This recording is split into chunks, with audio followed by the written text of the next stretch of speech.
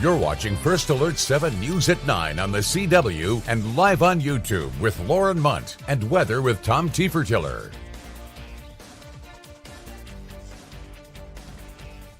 Thanks for joining us for First Alert 7 News on the CW, and thanks to those of you joining us live on our YouTube. I'm Lauren Munt, and our top story tonight is something you might have seen on social media. Amid recent misinformation spreading on social platforms regarding their budget, the City of Odessa held a news conference to clarify. They talked about expenditures and revenues to help clarify some of the rumors that were floating around online. The City of Odessa's budget shows expenditures of $277,793 and revenues of $281,552. Officials clarified that some funds have been reallocated within the budget. Rather than just increased people, it's been reconstructed and redefined, and some things have been pulled into the city manager's office that were never under the city manager. The consolidation of certain communication positions from individual departments to one single department under the city manager means the city's budget has to change in order to accommodate the new structure. For months now, we've followed negotiations between the City of Midland and the Midland Fire Department's relief and retirement funds. As discussions drag on, no decision has been made to fix the department's $102 million pension deficit. In an exclusive First Alert 7 special report, our very own Mary Kate Hamilton sat down with advocates of the Midland Fire Department to find out what they're fighting for and why.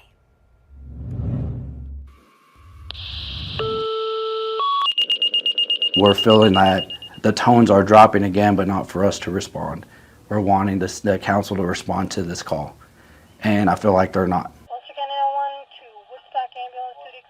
They could take this opportunity and be the hero and be like, yeah, the city's going to step up and we're going to own this. You are on the hook for this. Like, it has to come from somewhere. The Midland Fire Department is fighting a battle they didn't train for in fire school. That's what we do.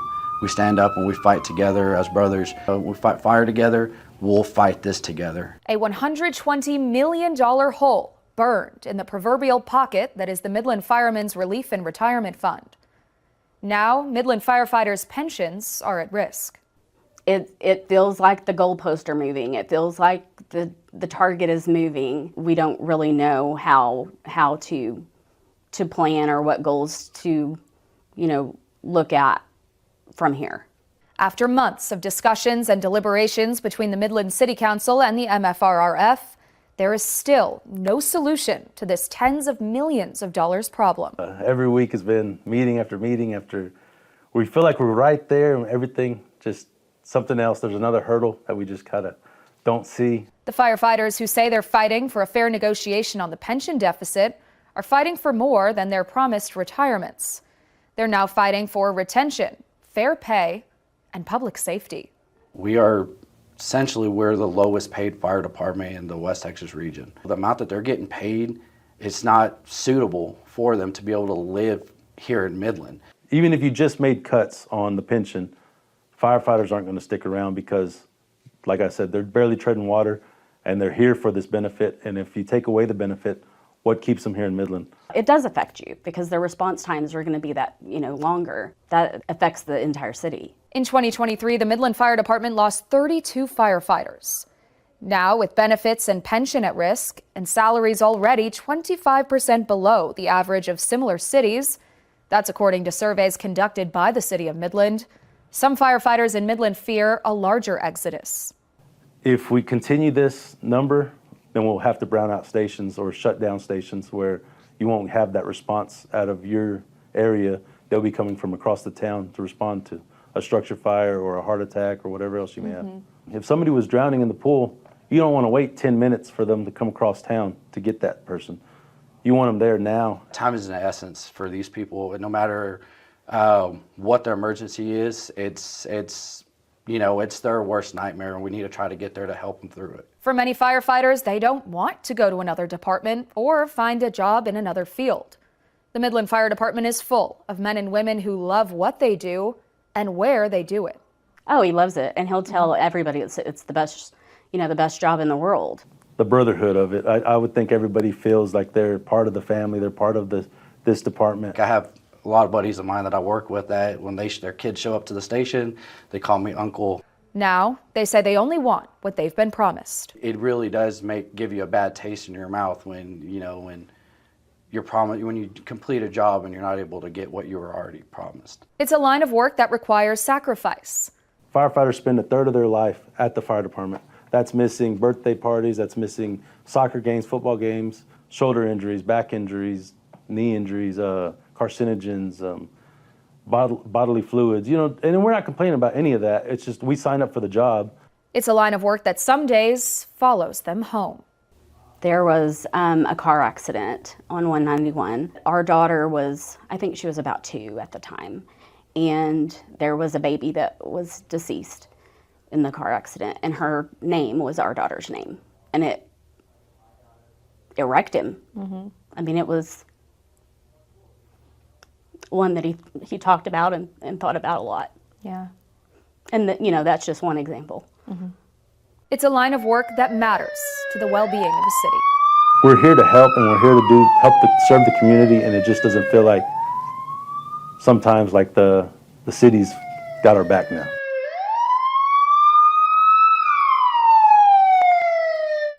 The City of Midland sent First Alert 7 an exclusive statement in response to this story, saying, quote, "We recently had a productive meeting with the Firefighters Retirement Fund, during which we carefully listened to their proposal.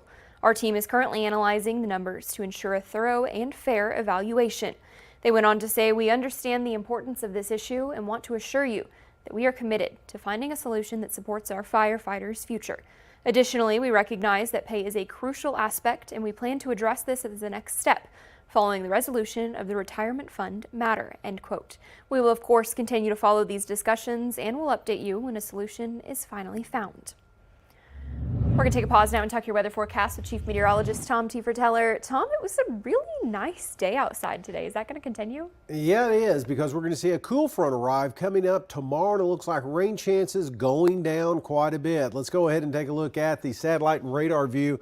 Again, seeing that we do have relatively quiet conditions this evening across the area, as high temperatures today were only into the lower 80s. Usually we're about 92 this time of the year, so a big improvement there across the area.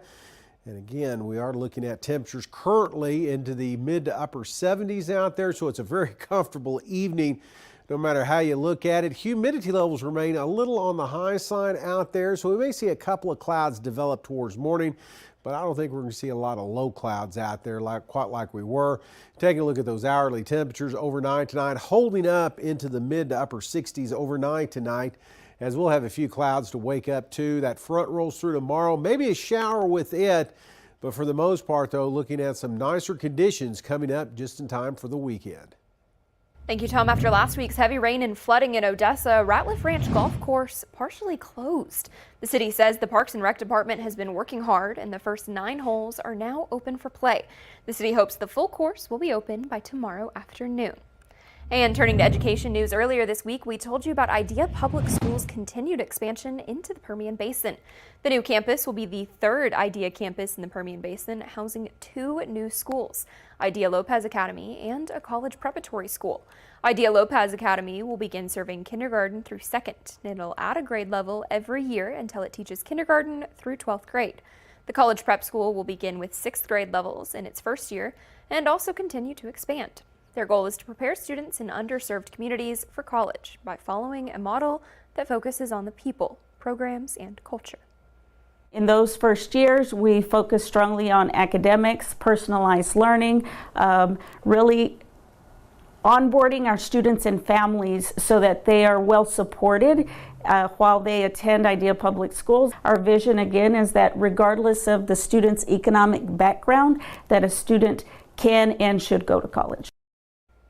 The new campus will be built on West 5th Street near West Loop 338 and is expected to open for the 2025-2026 school year.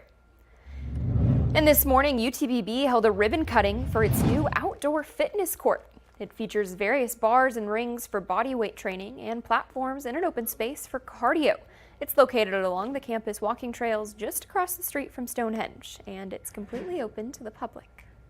What I really love is no matter your fitness level, you can do things at a wide range of levels. So no matter where you are in your fitness journey, there's something for you to do here and a way to enhance. Walking is great for you, even better when you engage in muscle development, which grows more important as we age. The fitness court was made possible through a partnership with Blue Cross Blue Shield of Texas and the National Fitness Campaign. And in Midland, earlier today, Midland County held a ribbon cutting for a new radio tower that will help not just Midland County, but the Permian Basin with communication. This tower comes just less than a week after the 5-year anniversary of the Odessa mass shooting, and it's set to serve not just Midland County, but also Ector County and the entire Permian Basin in the event that there is ever another emergency. Eventually, hopefully before the end of this year, we will join our core to their core to make a very redundant system to allow us to talk to everyone in Midland County the way every law enforcement agency in Ector County can talk to each other. This will just join the cores and allow for everyone in this area to talk to each other. And so this project is an effort of all of these groups working together so that we are better able to respond in a future potential crisis. This tower was made possible thanks to the work from Midland County, Ector County, and the federal government, with Congressman August Pfluger, who was also at today's ribbon cutting. And Saturday night marks the opening for the 62nd opening night of the West Texas Symphony at the Wagner Noel Performing Arts Center. This year, the symphony features 70 members, and their opening show is called American Stories. This season, the symphony will be performing a new program once a month, while still returning to crowd favorites like their Sounds of Season program in December. At the end of the season in April, they'll end with a piece that's brand new to the Permian Basin. Maestro Gary Lewis says it's a magical experience for everyone who comes to see the show. Seeing a live orchestra on stage, it's a sonic experience unlike any other. And it's a visual experience too, to see the musicians moving in tandem with each other and responding to each other. Tickets are still currently available online, and they'll also be available at the door on Saturday. Also this weekend, it's the 34th annual Air Show. The show will feature the military A-10 planes as well as aircraft from World War II. The preparation on the ground and in the air to fly these planes and give demonstration takes many hours of practice. Not only is this an opportunity for people to watch airplanes fly in the showcase, they can also interact with the team and maybe even be influenced to fly a plane of their own someday. The old airplanes, like this one I'm standing in front of, are to kind of reconnect with our heritage from World War II. And that's kind of the purpose of the whole CAF, is to educate, inspire, and motivate people to learn more about the history of our country. Gates will open for the air show at 9 a.m. on Saturday at the Midland International Air and Spaceport. Coming up, there are 111 days until Christmas, so obviously it's time to start talking about holiday decorations. We're sharing all the holly jolly details about Miss Casey's 40th Christmas season. That's coming up next on First Alert 7 News at 9.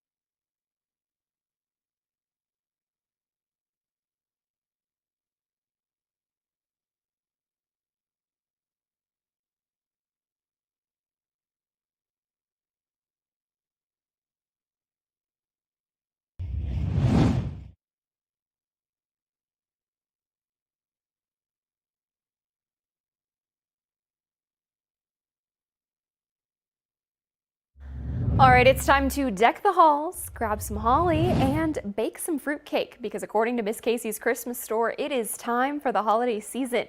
Today, the beloved Midland store launched its 40th season with a VIP shopping event. The store closed shop for 2 weeks in preparation for the event, and today shoppers lined up outside to get their first peek at this year's holiday decor. But if you're not quite ready to jump into the Christmas spirit, don't worry. The Christmas store offers everything you need for all of your favorite holidays. They not only have Christmas stuff, they have every season. So that's what I like about it, because I can come in here and shop pretty much year round. I've been many places in the country to Christmas stores. There is not one that compares to Miss Casey's. This season, Miss Casey's is under new ownership, but all of your favorite parts about the Winter Wonderland store are just as holly jolly as ever. The old style, the old Miss Casey's kind of feel with updated looks. You can shop all of your favorite holiday decorations at Miss Casey's from 10 a.m. to 5 p.m. Wednesday through Saturday. Well, it's not exactly going to feel like Christmas weather, but some shades of fall coming into the forecast next week. We're going to talk about that with this next cold front coming up next.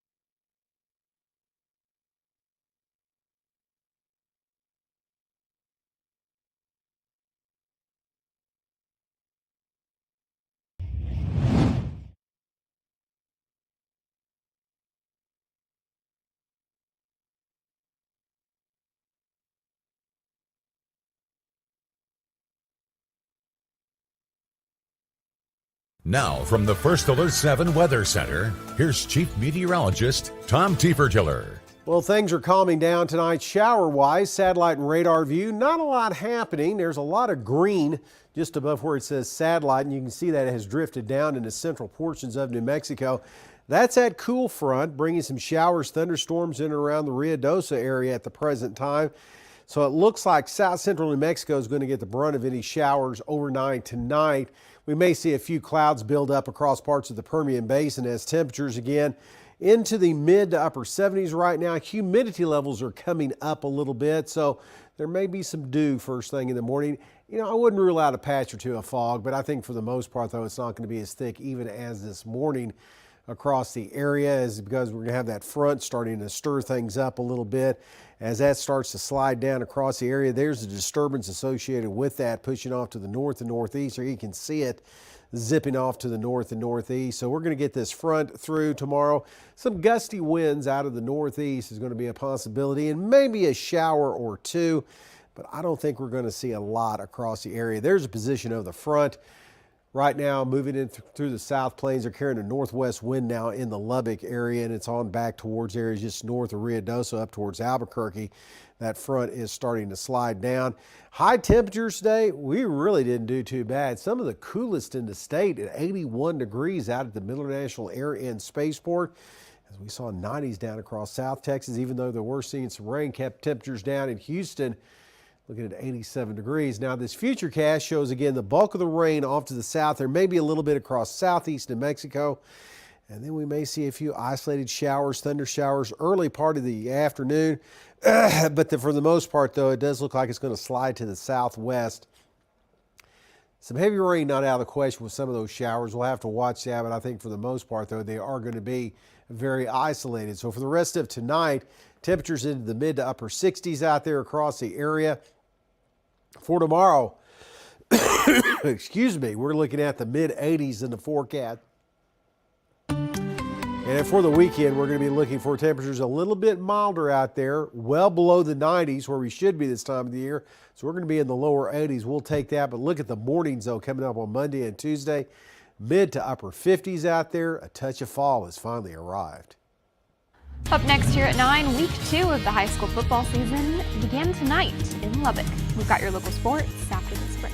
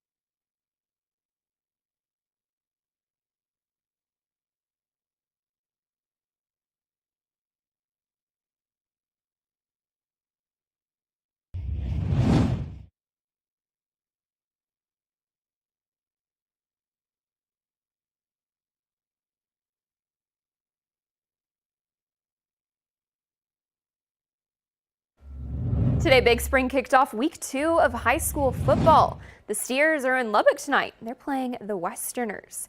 The Steers entered tonight's game 0-1 on the season, but they've had some pretty good luck over the past few years against Lubbock as they hold a 3-0 record going back to the 2021 season. Sports Director Jair Brooks Davis will have those highlights tonight on First Alert News at 10. And looking ahead to tomorrow's games, the Permian Panthers will be on the road playing the East Lake Falcons. Permian is coming off of a tough defensive game last Friday when they defeated Plano Wildcats 13-10. Coach Jeff Ellison has an eye on what East Lake is going to bring, but he just wants his team to be prepared once it's time for kickoff. They're explosive offensively. They've got weapons and they spread it out and they'll try to a lot of trick plays to get up on you. They're going to be sound defensively, so they're a good football team. Our game plan is we're focusing on us. We've got to correct the mistakes that we had on Friday. Kickoff for tomorrow night's game in El Paso will be at 8 o'clock local time. We'll have the highlights on the Friday Night Blitz. And Odessa High will also be away in the Fort Worth area when they face LD Bell tomorrow night. Now, this could actually be the first full game that the Broncos have played this entire season after inclement weather canceled most of their game with Amarillo last week. First-year head coach Eric Hartman is confident in his team and believes tomorrow will be a battle of two good teams. Watching some film on them, we didn't get much film because we didn't get a trade with them, but they're big and physical, but I think that we offensively match up well against them, and I think we'll be able to move the ball. And I think defensively, I think our defense is going to be flying around and making plays. Kickoff between the Broncos and LD Bell will be at 7, and again, we'll have those highlights on Friday Night Blitz. Still ahead, we have another look at your First Alert weather forecast that's coming up after this quick break.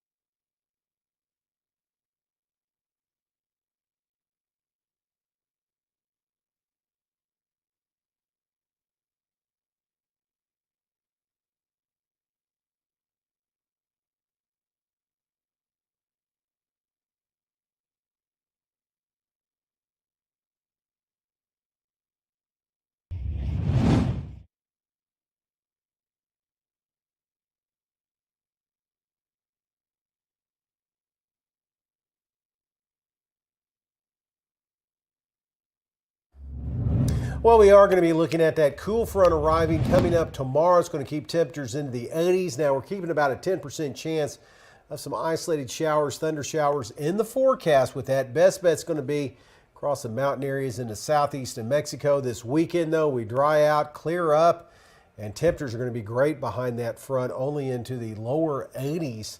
Usually this time of the year, we're about 92 degrees, so that's an improvement. But next week, though, I'm excited about this. I'm ready for Waking up to some 50s. Oh, my gosh. It is definitely. Get the sweaters out, hot coffee. We're going to transition from the cold coffee It's definitely to hot football coffee. season now. Absolutely, and I'm ready with that. for it. I'm ready for these cooler temperatures. Wrap up with a blanket and watch those football games. It's going to be great. Good stuff, and it doesn't look like any 90s in the forecast anytime soon. Oh, So thank goodness. that's a win. So it's officially fall. Yeah, just about. Thanks for joining us for First Alert News at 9 on the CW. We've got more news coming up.